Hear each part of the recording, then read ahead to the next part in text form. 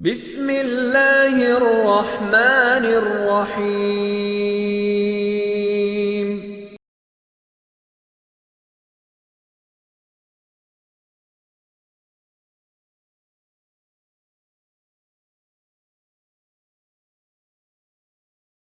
मुझो इल्म मूंखे इंसान से मोहब्बत करण नथो सेखारे त हिकु जाइ मूंखां कई दर्जा वधीक बहितर आहे। दाऊद बिन खिताब जी असांजे तंज़ीम जे मरकज़ी सरपरस्त आला मोहतरम जनाब प्यारो खान खुरकोटो साहब जी खिदमत में तव्हांजी भरपूर आज्ञा कई ऐं साईं पंहिंजा ख़ूबसूरत लफ़्ज़ तव्हांजे नज़र कया। औज़ु बिल्लाहि मिनश शैतानिर रजीम। बिस्मिल्लाहिर रहमानिर रहीम।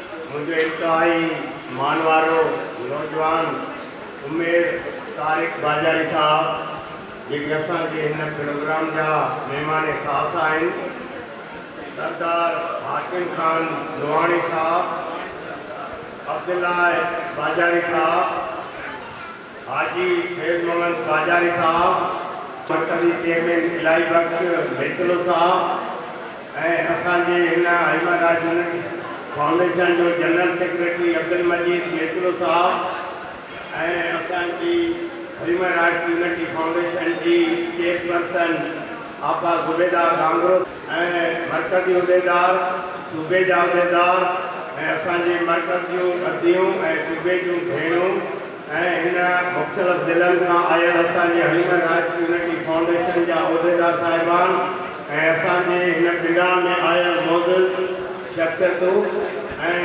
असांजे हिन पिंडाल में आयल असांजे इलेक्ट्रॉनिक मीडिया ऐं करंट मीडिया जा दोस्तो, अस्सलाम वालेकुम।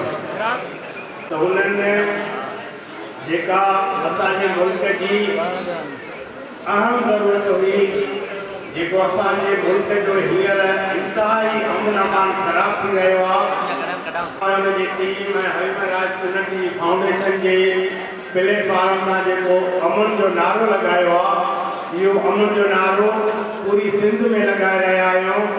उहा सिंध जो खैरपुर ज़िलो हुजे, सखर डिवीज़न हुजे, लाड़काणो डिवीज़न हुजे, मीरपुर ख़ास हुजे या हैदराबाद या कराची जा शहर हुजनि, त असांजी हरिमराज यूनिटी फाउंडेशन पूरे सिंध में इहो आवाज़ ॾेई रही आहे त असांखे अमन खपे। अमन के लाइ तलाश करे रहिया आहियूं त असांखे पंहिंजे शहर में अमन खपे, असांखे जान जी हिफ़ाज़त खपे, असांजे माल जी हिफ़ाज़त खपे, असांखे हिकु सिंध हिकु निज़ाम घुरिजे, हिकु सिंध हिकु निज़ाम घुरिजे। असां सम्झूं था तव्हां सभई ज़िम्मेवार आहियो त जेको ही असां आवाज़ खणी पंहिंजे सिंध जे मुख़्तलिफ़ शहरनि में निकिता आहियूं त असांखे सभिनी सुठनि बहितरीन माण्हुनि जी इन आवाज़ में आवाज़ जी ज़रूरत पवंदी, पर अवां जी ख़ामोशी ॾिसो था त असांजे इलाइक़नि में सिंध जे शहरनि में खून रेज़ियूं ऐं बिरादरी झगड़ा, अमन अमान ऐं फुरियूं धाड़ा रोज़ मामूल बणिजी रहिया आहिनि। असां चाहियूं था असांजी सिंध में हिकु सिंध हिकु निज़ाम घुरिजे, अमीर जे लाइ ग़रीब जे लाइ बराबरि जो कानून हुजे ऐं इंसाफ़ ॾियण वारियूं अदालतूं।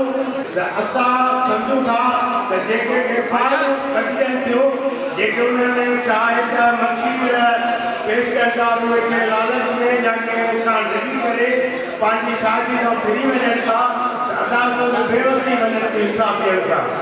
तो मेहरबानी करे जॾहिं बि किथे ज़ुल्म करे एफआईआर थिए त उन में जेके शाहिद मशीर ऐं वारिस इंसाफ़ वारी एफआईआर कराइनि।